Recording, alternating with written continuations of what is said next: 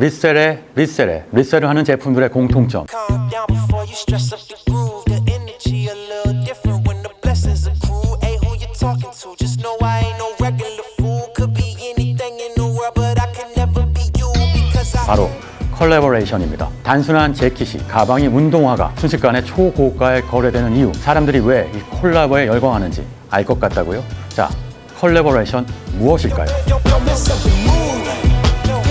Oh, come on. I work too hard for it. Yeah, yeah. Don't mess up the mood.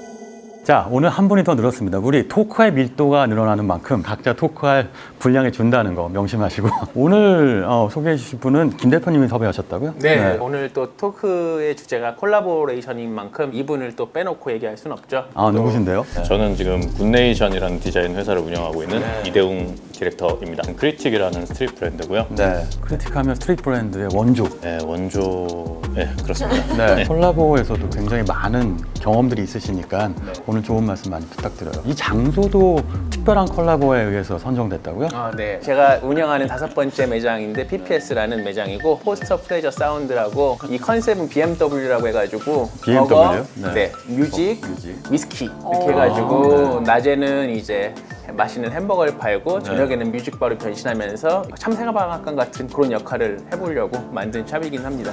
버거가 진짜 맛있더라고요. 일단 쿠팡이 시대니까 특별하게 콜라보이기 때문에 여러분도 준비한 복장 드레스 코드가 있다고요? 이번에 또 하체부터 이렇게 시선을 끌던데 각자 어떤 아이템을 갖고 왔는지 소개 좀 해주세요. 백진희 팀장님부터 하시는 게 낫지 아, 않을까요? 저요? 저 신발을 오늘 신고 왔는데 최근에 친구가 선물해 준 신발이에요. 이렇게 좋은 걸 또 아, 네, 이거 그 나이키와 그 피스 마이너스 원. 피마원. 네.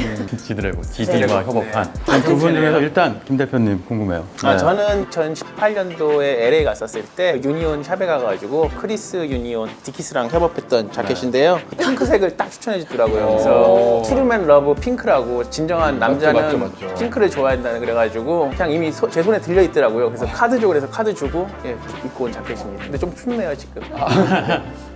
네, 대표님 궁금해요. 네. 저요? 그리고 상의는 그리고- 프로스펙스네요. 네네, 상의는 프로스펙스의 상의랑 신발을 신고 나왔는데 이게 저희 디자인 스튜디오에서 디자인을 해서 만든, 제가 프로스펙스 로고 그 영문 타이포 로고를 너무 좋아해서 그거를 조금 극대화한 디자인을 좀 적용시킨 콜라보. 되게 의미 있다. 자기가 만든 그런 네. 콜라보를 직접 입고 오신 그래서 거잖아요. 입고 본인이 왔고, 만든. 모자는 이제 저희 브랜드랑 KFC랑 프로스펙스는 너무 되게 멋있네요. 관련돼서 계속 일하시는 거예요? 말해도 돼요? 그거는 일단은 노코멘트 하겠습니다. 알겠습니다. 뭐가 있구나. 약간 좀 비밀이기 때문에. 아, 네. 부작가님은요? 네. 저도 콜라보라고 해서 사실 오늘 내가 얼마나 많은 그러니까 브랜드들을 한 번에 입을 수 있을까 해서 콜라보 제품만 다 입었어요. 머리부터 발끝까지. 머리부터 해보니까 10개의 브랜드가 들어가 있더라고요. 그래서 헤드 투토 콜라보. 하나씩 설명해 드릴까요? 네, 좋습니다. 네. 준비되셨나요? 네. 모자는 이 This is Never That과 아. 베르디의 최근 네. 콜라보레이션 하는 모자고요. 요걸 사실 오늘 사서 제가 입고 왔어요. 방송을 위해. 왜냐면 오늘 사서요? 상의만 콜라보가 아니면 또 참 뭔가 이빨 빠진 느낌인 것 같아서 컴팩트 레코드 바와 인터브리드, 디스크 유니온이라고 이렇게 해서 삼자의 협약. 여기 이제 3개의 브랜드가 들어가 있고요. 네. 바지 같은 경우는 이제 그 스투시와 나이키. 스투시는 앞쪽에 이렇게 앞주머니 로고가 쪽에 나와 있는데 있는데. 나이키 로고가 엉덩이 위쪽에 이렇게 잘 안 위쪽에. 보여요 사실. 네. 그래서 이게 스투시 그냥 제품이라고 사실 생각할 수도 있을 정도로 나이키가 왜 이쪽에 로고를 포지셔닝 했을지는 저도 잘 모르겠지만 신발이 이제 어콜드월이랑 나이키 아, 콜라보레이션이고 어콜드월. 네. 마지막으로 시계. 오, 시계까지. 해야지 이제 10개가 나오더라고요. G샷과 브레인데드의 콜라보. 그럼 몸만 빼고는 다 콜라보인 거네요? 그렇죠. 원래 사실 몸도 콜라보죠. 어머니 엄마, 어머니 아빠. 협업이죠. 이렇게 엄마 태어났어요. 아빠 합작. 완성체네요. 네, 그러네요. 콜라보의 완성체. 알겠습니다. 자, 지금 콜라보레이션 계속 얘기하는데 그냥 영어로 표현하면 공동 작업이나 협업이다 이런 얘기를 하는데 콜라보레이션을 정의해 주실 분 있으세요? 콜라보레이션은 어떤 것이다? 제가 생각하는 콜라보레이션은 각자의 브랜드가 뭔가 좀 더 시너지 내는 거 그런 효과를 기대하고서 나오는 결과물을 위해서 작업하는 것이 콜라보레이션이죠. 네, 이제는 패션 용어 같이 느껴져요. 정말 네네. 예전에 원래 패션 용어 아니었을 텐데 거슬러 올라가면 콜라보레이션이 역사가 꽤 오래된 것이기도 하죠. 제가 알기로 모르겠어요. 1937년에 달리와 그 스키아 파넬리가 콜라보레이션 한 게 제일 처음이라고 알고는 있어요. 가장 유명한 건 그래도 입생로랑하고 몬드리안 아니겠어요? 미술과 패션이 맨 처음 만난 건 제 생각에는 입생로랑과 피에트 몬드리안이라고. 그래서 간단하게 말씀드리면 피에트 몬드리안은 네덜란드의 추상주의 화가고요. 그분은 이제 곡선을 안 써요.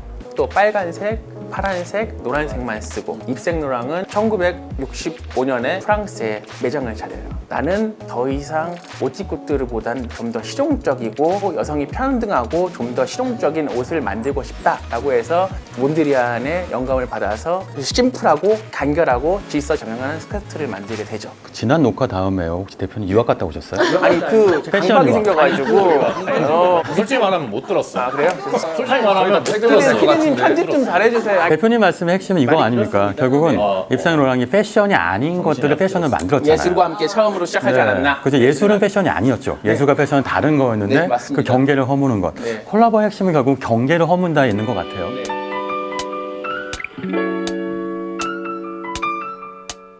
요즘 가장 밀레니엄 Z세들이 열광하는 콜라보들이 몇 개 있죠? 팀장님 어떠세요? 근데 다들 이제 언급을 계속 할 것 같은데 슈프림이랑 콜라보를 하면은 다 돈이 되잖아요. 저도 찾아봤어요. 네. 도대체 슈프림은 어디서부터 콜라보를 이제 시작했는지. 네. 반스랑 협업했던 게 되게 이제 이슈가 됐고 나이키랑 또 콜라보를 네. 하고 결국에는 이제 루이비통과 콜라보를 했던 게 이제 하이 패션과의 되게 큰 이슈였고. 생각해보니까 루이비통이 협업을 하는데 가장 적극적인 하이 패션 브랜드 같기도 하네요. 근데 루이비통은 항상 그런 그러니까 여기 버질 이야기 하는데 우리가 생각하는 그 루이비통 슈프림 콜라보를 이뤘던 건 버질이 킴 존스. 아니거든요. 킴 킴 존스. 존스. 근데 맞습니다. 항상 CD 역할이 그래서 중요한 것 같은 게 저는 킴 존스가 되게 협업의 왕, 인맥의 끝판왕이라고 마당발. 생각하거든. 마당발. 킴 존스는 사실 정말로 진짜 인맥의 끝판왕이잖아요. 콜라보를 하려면 인맥의 끝판왕이어야 한다.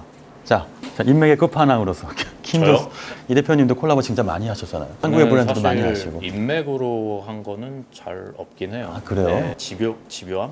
집요하네요. 제가 좋아하는 거랑은 좀 어떻게든 해보고 싶은, 제가 일반적인 시선에서 봤을 때 되게 멋있는 브랜드나 이런 관점으로 접근을 잘 안 하고 그냥 제 개인적인 네. 취향 이런 거를 좀 많이 타다 보니까 타미야랑 콜라보레이션을 했었는데 프라모델. 미니카로바냐 아시죠? 제 개인적인 취향이 되게 많이 들어갔었고 모든 저 30, 40대 사람들의 어떤 추억이 있기 때문에 애니메이션 브랜드부터 하셨잖아요.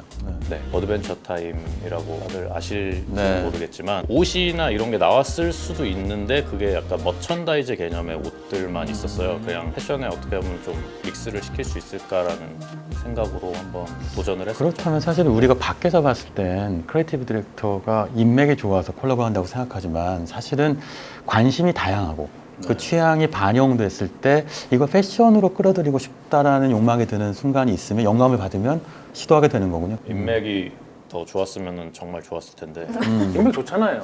그렇지가 않아요. 다 장가 가서 그런 거야 지금 다. 저도 이제 장가를 갔고 이제 다 뭐 이제 장가를 가서 장가 단절됐다고 가면 인맥이 끊기는 거예요? 혼인은 콜라보의 보다 약간 적인가? 관리하기가 힘들어지죠. 뭐 옛날처럼 뭐 클럽 가서 막 뭐 이런 인사도 못 하고 사실 킴 존스가 클럽을 많이 갔을 거예요. 제가 보기엔. 그런 거군요. 네. 거기서 뭐 술 이렇게 따라주면서 뭐 다음에 하자 막 이런 식으로 보통 되잖아요. 그쵸, 콜라보. 그쵸, 그쵸. 그쵸, 그쵸. 놀면서 되는데 배우자와의 콜라보 때문에 다른 콜라보를 좀 포기한 거죠.